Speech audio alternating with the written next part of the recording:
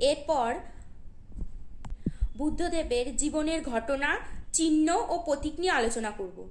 জীবনের ঘটনা হচ্ছে জন্ম, এর প্রতীক বা চিহ্ন হচ্ছে ষাঁড় বা পদ্ম।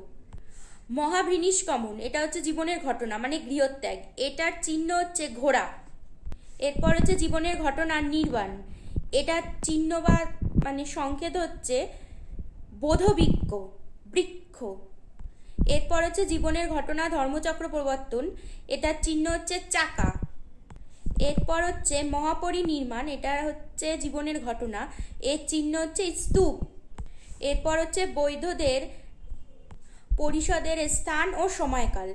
প্রথম বৌদ্ধ পরিষদ হয়েছিল রাজগৃহে, আর কার সময়? অজাতশত্রুর সময়। এবার হচ্ছে দ্বিতীয় বৌদ্ধ পরিষদ বৈশালীতে হয়েছিল, আর কার সময়? কালাশোকের সময়।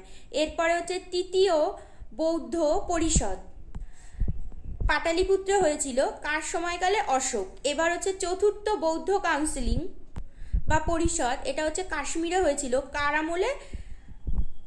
কনিষ্কর আমলে। এই ছিল পুরো বৌদ্ধ ধর্ম নিয়ে সংক্ষিপ্ত আলোচনা।